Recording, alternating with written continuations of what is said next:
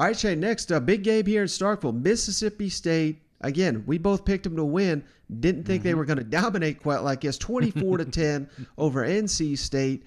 And this was really never even a damn contest, Shane, after Tulu Griffin, who may be the SEC's best return man now, returned the opening kickoff.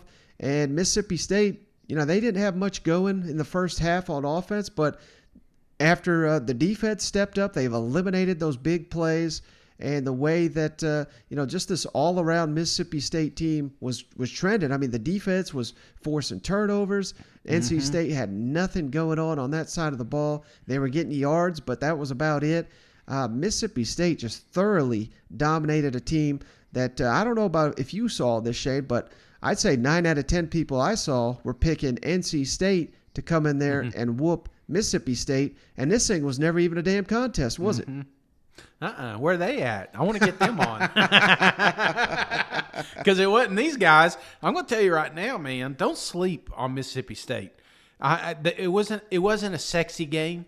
A lot of people aren't talking about it because of the A&M situation and the Ohio State upset. But be careful, man. Take notice. Mississippi State's got a hell of a ball club. And what I love most about it is that defense.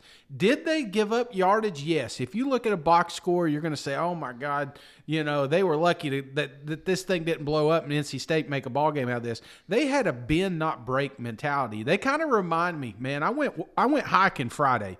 And you ever seen them little gnats? There's like 20 of them, just kind of, and you're like, man, I hope they don't come near me because if they do, they're going to be all over you for the next 20 minutes. And that's what it was, man. I was picking around my hair, my face. I ate a few of them, I think, that was Mississippi State defense, man. It seems like wherever that football went, there was 4 or 5 of them just bam, right there on it. I love that swarming mentality. This defense is so fun to watch. And the offense is slowly coming along. They didn't have to do much. But this team, I'm telling you, do not sleep on these Bulldogs. Yeah, and I think you hit on the key point there, Shane. As the offense gets better and better and better, heading into SEC play, they still got a couple. They've got Memphis next week. That's an interesting game. But after that, then we get into SEC play.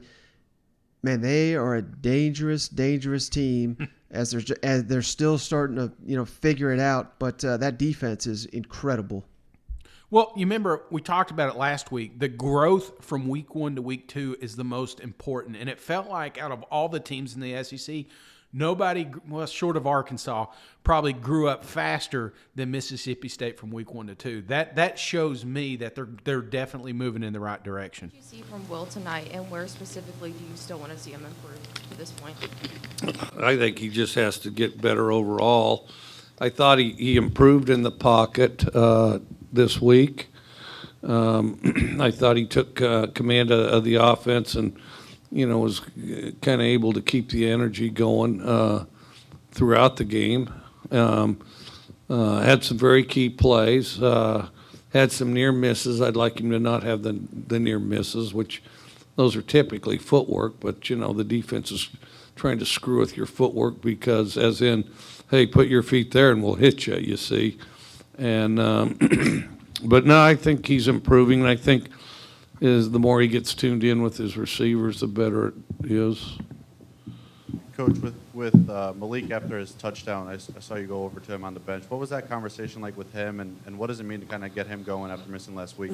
The biggest thing is he's really got some ability and does some good things. The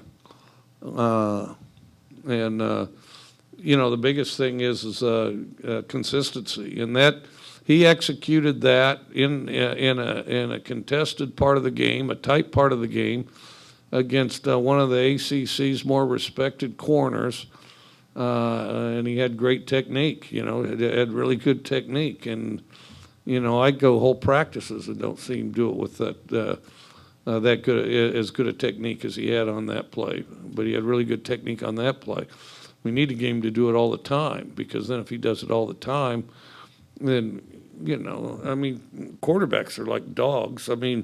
If you throw them a treat, then they respond, they get smiles on their face, their tails wag, and, and then And then pretty soon they'll be a little more affectionate towards you as far as throwing the ball your direction, you see.